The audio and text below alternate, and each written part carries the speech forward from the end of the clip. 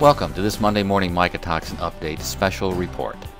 Today we'll be talking with Rick Brock, president of Brock Associates, an agricultural commodity advisory firm headquartered in Milwaukee, Wisconsin. The company has been in the business of helping farm owners and agribusinesses make educated grain marketing and purchasing decisions for more than 25 years. The company's most popular service, the Brock Report, details grain market issues and insights and is published 48 times each year. We talked with Rick in early November 2012 to get his perspective on the impact of the 2012 drought and specifically the high levels of mycotoxin in corn. So Rick, what changes do you foresee due to the high levels of mycotoxin in this year's corn crop, and what areas do you see being affected the most? I think some of the key issues on this year's level of mycotoxins, and specifically aflatoxin in the corn crop, is obviously a lot more testing is being required, and the big risk is in the animal feed industry. And I think it's also important to recognize, just where is this problem concentrated, and the states that were impacted the most are Illinois, Indiana, Iowa, Kansas, Nebraska, Missouri, and South Dakota. States like Minnesota and Wisconsin, where they had ample rainfall, weren't really impacted at all. But specifically, when you take a look at the levels of aflatoxins, essentially the dairy industry is hurt the most because dairy animals cannot consume aflatoxin under over levels of about 20 parts per billion. And on the other extreme, you have cattle and feedlots that can handle aflatoxin levels up to 300 parts per billion, and the rest of your livestock sector is in between.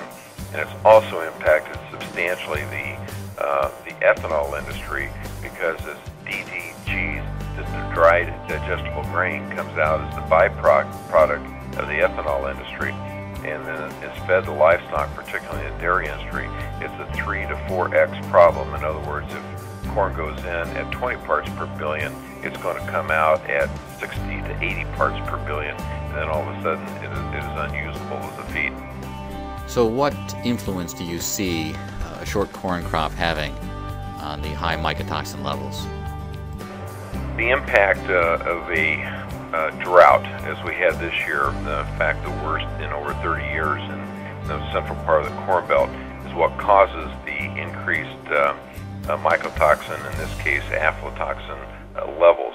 And when you cut the corn crop down, to give an example, in 2011 and 12, the corn crop was 12.35 billion bushels.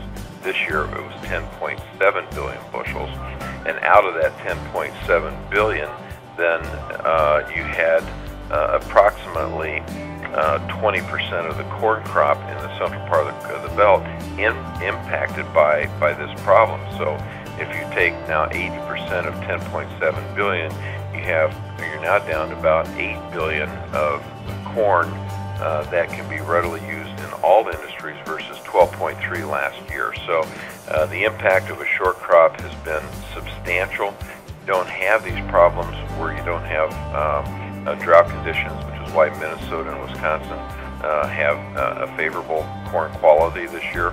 But the rest of the Corn Belt, where the drought persisted, has just really impacted this crop and its usability. And particularly when you look at the northwestern part of the Corn Belt, that's where your ethanol industry is concentrated.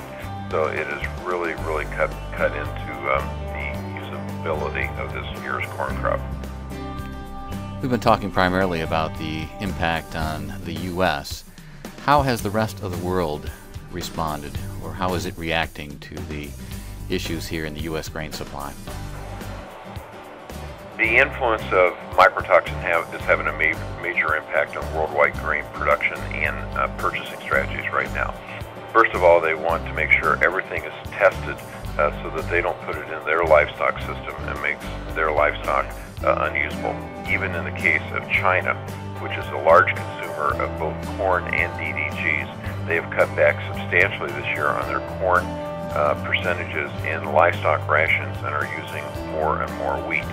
The other thing that is going to impact U.S. farmers and corn producers producers long term is how this is impacting worldwide trade. This year, for example, the U.S. will account for about 38.9% of the world corn exports. A year ago, we accounted for 52% of the world corn export. At that point in time, the former Soviet Union only had 5.8% of the market. They now have 16.8% of the market. So when you combine the problems that we have in quality this year, along with the improved genetics of allowing corn now to be raised in many areas of the world where 10 years ago it could not be raised because it couldn't withstand heat and drought conditions, we're seeing a double impact on U.S. corn farmers. As we've got a poor crop, everyone else or many other countries can now grow corn, and they are taking over the market share of our exports worldwide. And once we lose market share worldwide, it is very, very difficult to get back. Building demand on the export market may never come back to the U.S. farmer, and is hurting us both in corn and DDG exports, which is a substantial market for U.S. farmers. And have you seen any change in the perception of the grain industry with respect to the issue of global climate change? When we take a look at the perception of the grain industry and the global climate change, in essence, most people in the grain industry just assume that the weather patterns are very cyclical, that the warming and cooling of the oceans is a cyclical pattern, and that we just happen to be one that has resulted in a drier climate for the last couple of years. Most of us in the industry don't believe this is going to last, that this isn't a persistent change that is going to be with us for the next 3 or 4 years, and that we'll be back into more normal weather patterns within the next couple of years. So Rick, given all this, what do you see as the major issues confronting the grain industry now and for the next 5 years? As we take a look at what has happened in the last year, the drought is coming at a time when the total demand for grain has changed substantially just in the last 5 years. If you roll the calendar back 7 years ago, the ethanol industry essentially didn't exist. And now we're in a situation where the ethanol industry in the United States consumes nearly 50% of the corn raised in the United States. And so when you take a new demand sector that all of a sudden develops over 7 years' time and starts consuming 50% of a corn crop, then all of a sudden you have a 20% decline in yield in 1 year. This creates substantial problems, combined with the fact that with the mycotoxin levels, a lot of that corn, almost 20% of that corn, cannot be used in certain industries, specifically the dairy industry, and to a secondary extent in the ethanol industry. So the corn producers, both in the U.S. and worldwide, are now faced with how quickly can this demand be satisfied?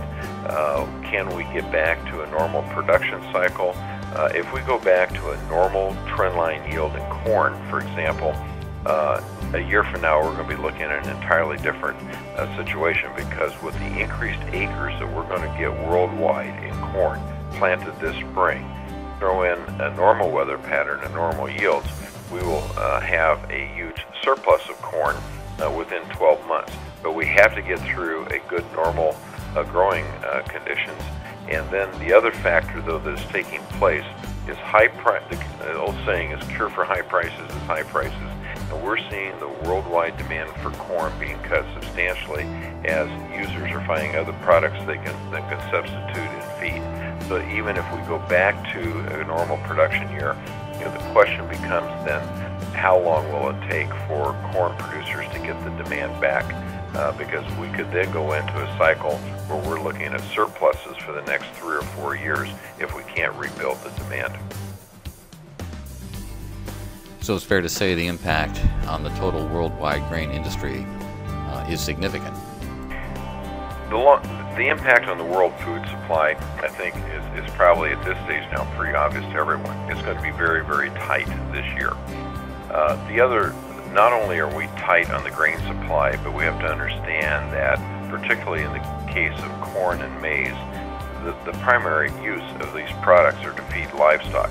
So we're seeing a cutback in pork production. We're seeing a cutback in beef production, where you have a long-term reproductive cycle in beef. It could be a long time before we rebuild the beef herd in the United States.